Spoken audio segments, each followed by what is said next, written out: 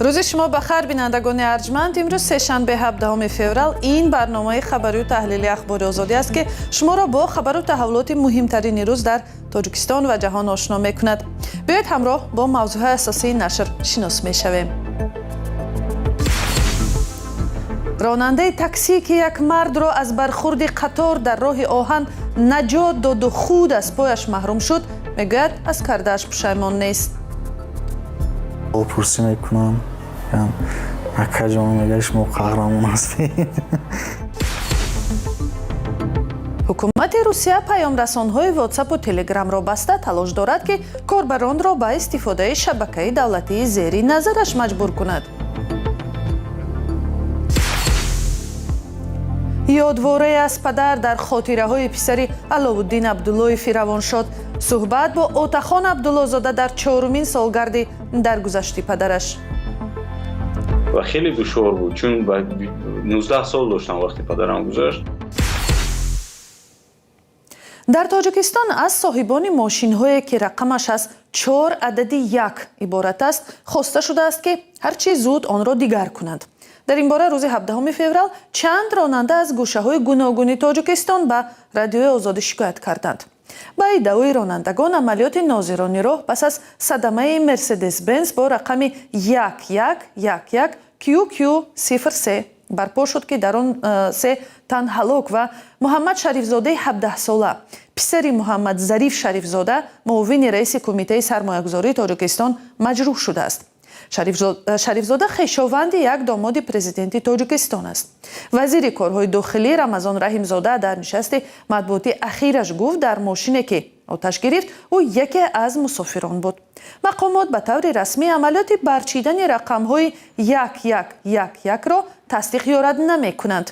معمولاً در تاجیکستان صاحبان واسطه‌های نقلیاتی را که با 4 رقمی مانند مثل 77 یا 9999 رانندگی میکنند افرادی دارا یا نزدیک به منصبداران بلند مقام میدانند. بازرسی دولتی اتومبیل سال 2015 اعلان کرده بود که رقم‌های جالب را در مزایده یا اuksion به فروش گذاشته است. سپس برای نمونه خبر دادند که یک رقم 0100 با نرخ $9100 و رقم 0707 با ارزش $1500 خریده شده است. سال 2012 نیز مقامات اعلان کرده بودند که رقم‌های 7777 و 8888 را میچینند. آن زمان منتقدان گفتند که این رقم را تنها از آنهایی گرفتند که نزدیکان پرزیدنت تاجیکستان به شمار نمیروند. و درباره یک حادثه دیگر در راه در دوشنبه یک راننده تاکسی که خواست مرد را از زیر قطار یا پویست نجات دهد خود هم یک عمری معیوب شد. حادثه در پایان ماه ینور رخ داد و هرچند هر دوی آنها زنده ماندند ولی معیوب شدند. حادثه چگونه رخ داد و حال مردان نجات یافته و نجات داده چی است؟ از گزارش همکارانم زرانگیز نوروزشاه و امیر صایف میبینیم. اینه بیجیلک نداره. دیده؟ این جوان 33 ساله هنگام نجات مردی از زیر چرخ قطار یک پایش را از دست داد. عابد شاه مردانوف 30 ینور چون هر وقت در شهر دوشنبه تاکسی میراند بخبر از آن که آن روز زندگیش به تا و بعد تقسیم می شود. تقریبا ساعتهای 12:40 بود یا 12:45 ما ای طرفی галбо экран ҳаракат карда истодум тарафи раҳи нав ипподром мошина дамлави ра мондем ра гузаштем ҷура гузаштем ки як мардак тақрибан синни солаш 55 сола ё ки 60 аниқшаша намедонам ҳамонро чанд кас ҳамон тараф ҳамин бачаҳои ҷавон дод заданд ки ака поиз омадеса теплоход омадеста бо теплоходи 150 тонна сигнал додистай ин мардак нафаҳмидистай ин ҳамраи бармам дод задистай марам дод задум ама ки без ҳодиса тақрибан дар ана ҳамин ҷо рух додааст. ба нақли Обид пирамард аз тарафи роҳи калон мехостааст тавассути роҳи оҳан ба тарафи дигари роҳ гузарад. дар ҳамин ҳолат аз ин роҳ қатор ё тепловоз мегузаштааст ва вақте Обид мебинад қатор ба пирамард хеле наздик мешавад, ӯ ба кӯмак мешитобад ва зуд омада мардро тела медиҳад. дар натиҷа мард ба он тарафи роҳ меафтад ва худи Обид ба ин тарафи роҳ ва пои ҳарду зери чархи қатор мемонад. Паридум тела кардам ки уже ҳамин зад ҳамо поизу як чашмом як сиёҳӣ шуду уже дар замин ғалтидам. Хестам нигоҳ кардам ки мардак як тақрибан 3 метр болотар ма ховая дар замин. Ман ба шикам хоб будум, як гирди атроф ва нигоҳ мекардам, як гала одамай. ҳардуро дар бемористони қалъяи боло ҷарроҳӣ карданд. панҷаи пои ҳарду аз яке росту аз дигари чап бурида шуд. вақте ки ин бемор дастарас карда шуда, ҳарду бемор дар ҳолати бениҳоят вазнин буданд, яъне ки дар ҳолати шок қарор доштанд, барое ки осеби поезӣ яке аз осебҳои вазнин ба шумор меравад. барқарор кардани андомҳо дар ин ҳолатҳо ғайриимкон мебошад. ягона роҳаш яъне ки ампутатсия, яъне ки буридани андом мебошад, барои он ки қисми боқимондаи пой ягон аломатҳои ҳаётӣ надошт, яъне пурра маҷақ шуда буду.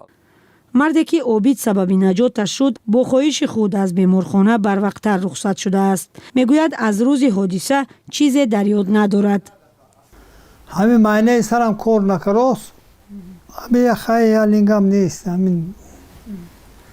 дар ҳамин ҳолат ғалтидам, худам ҳайронам. ба гуфтаи наздиконаш ӯ дар ин садама аз сар ҳам осеб хӯрдааст ва фаромӯшхотирӣ дорад. то ин ҳодиса ӯ дар яке аз мактабҳои шаҳр ба ҳайси усто кор мекардааст ва наздиконаш мегӯянд солим буд.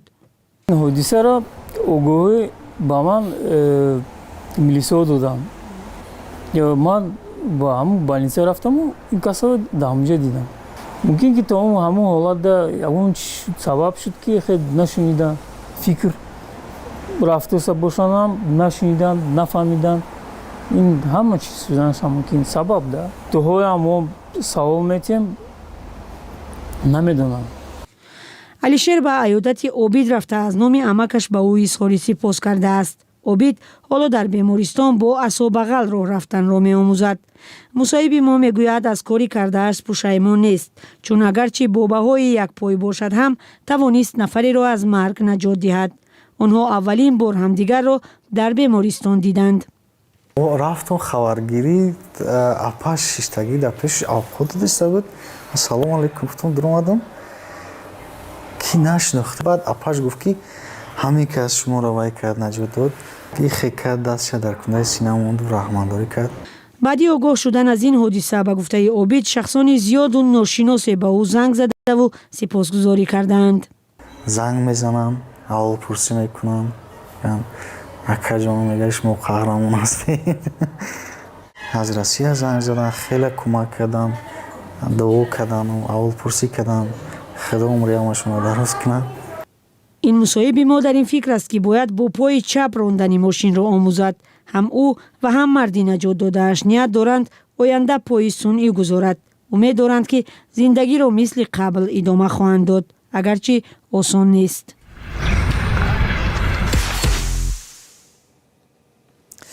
кремл охири ҳафтаи гузашта эълон кард ки барномаи паёмрасони амрикои WhatsApp-ро ки ба шабакаи иҷтимоии Meta Platforms тааллуқ дорад, ба далели риоя накардани қонунҳои маҳаллӣ дар Русия комилан бастааст. ба эвази ин ба сокинон пешниҳод шудааст ки ба паёмрасон ё мессенҷери миллӣ гузаранд. мавзӯъро Шаҳлои Гулхоҷа идома медиҳад. Кремл рӯзи панҷшанбе эълон кард ки WhatsApp-ро дар Русия комилан баста, дастрасӣ ба маъмултарин барномаи паёмнависии ин кишварро барои миллионҳо корбар қатъ кардааст.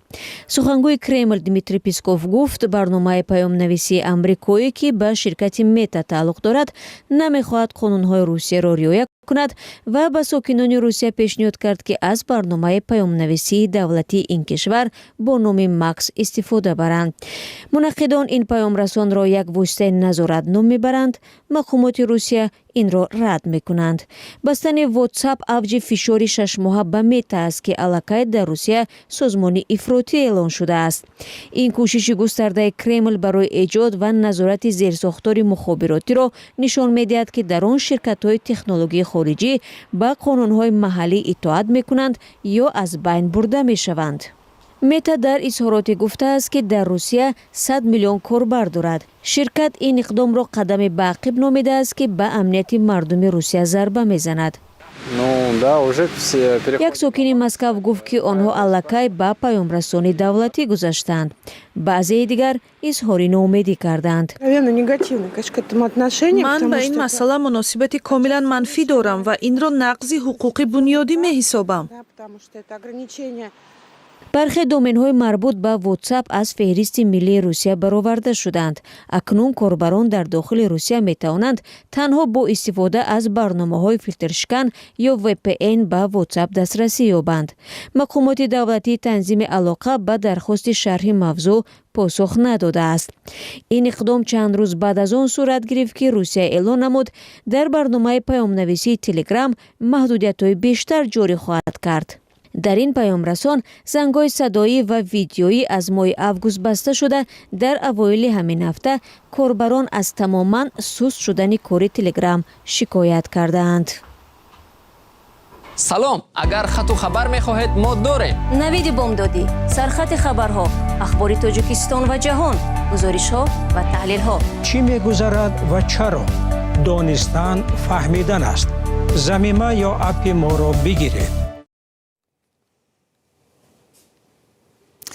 17 феврал аст дар гузашти ҳунарпеши халқии Тоҷикистон Алауддин Абдуллоев 4 сол пур шуд.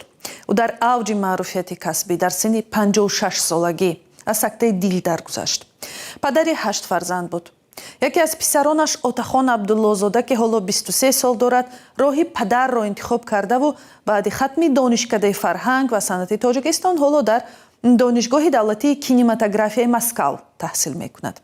дар як суҳбат бо Отахон Абдуллозода пеш аз барнома нахуст хостам бигӯяд 4 соли бепадариро чӣ гуна пушти сар кард.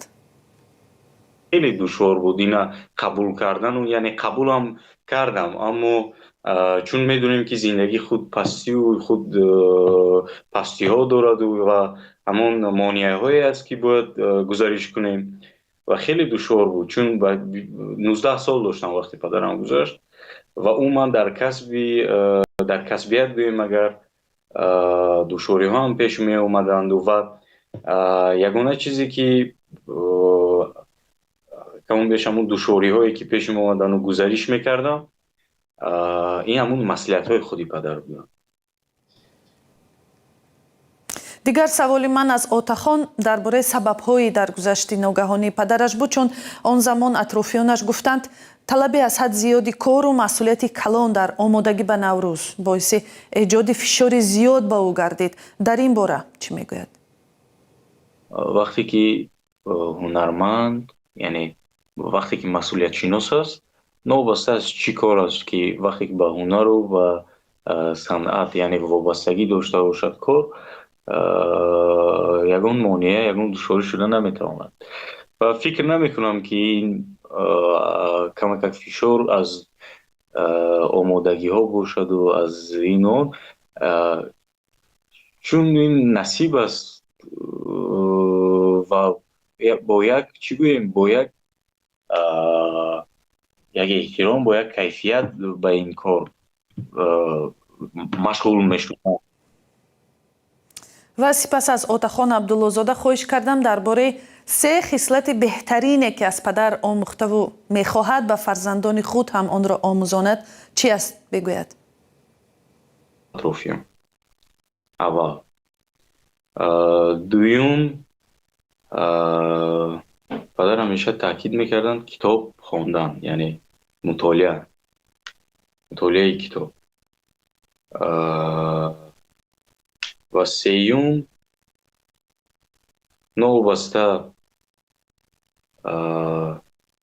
یعنی چی کاری که اجرا میکنیم، یعنی یک مثلا چی کاری که هست، چی گوشد در تئاتر یا در صحنه یا در زندگی عموما، در چی کاری که به انجام نمیرسونیم، اون کار رو با عشق، با محبت، با مهر به انجام رساندن رو، چون کاری ماست اون کار رو با یک دوستداری به انجام رساندن نکن. تشکر. پسری حجمنگاری روانشاد علاءالدین عبدالله فاتحخان عبدالله زاده این برنامه را به انجام میرساند. خدا نگهبان.